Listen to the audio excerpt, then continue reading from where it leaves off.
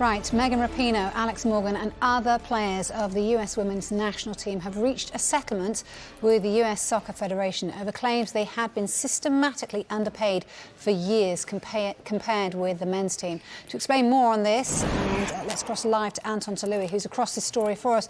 Good afternoon, Anton. So just tell us, what is this financial agreement then?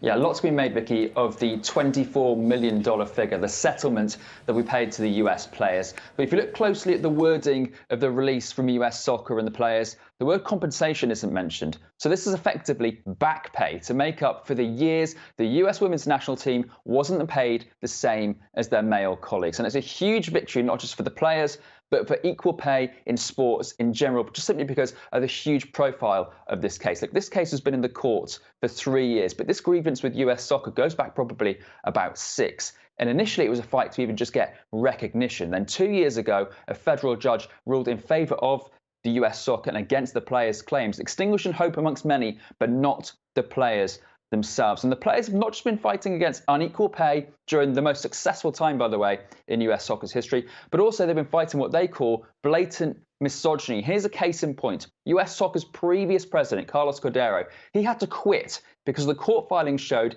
he claimed there was, and I quote, indisputable science that women were inferior to men at sport and that men needed more, another quote here, more skill and responsibility than the women to play for the US. So it's a win for equal respect. It's a win for equal work conditions. It's a win for equal treatment.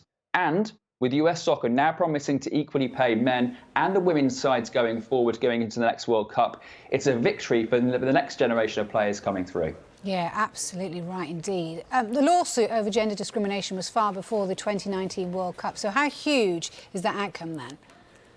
That's what makes this case even more remarkable. The legal case was filed in March 2019. 4 months later, that team that didn't feel like it was represented by its bosses lifted the World Cup for the second time in a row. And there's another element to the women's side putting forward their case as well. They've obviously brought US Soccer great success off the field as well. They brought World Cups, Olympic gold, record TV figures, huge profits on household names, massive names in sponsors, because look, they made household names out of players, like you said, like Alex Morgan, Megan Rapinoe, Kristen Press. They are stars now. So for them to get paid less and not have as good of facilities and not be treated the same as the men. And remember, the men didn't even qualify for Qatar as well. It's been quite staggering. And as well, sponsors were getting cold feet about this as well. When you see the players coming out of the She Believes Cup 2 years ago with jersey tin inside out, not wanting the US logo on their badge, that's a huge no-no for sponsors. And of course, money talks throughout this whole process as well. But the activism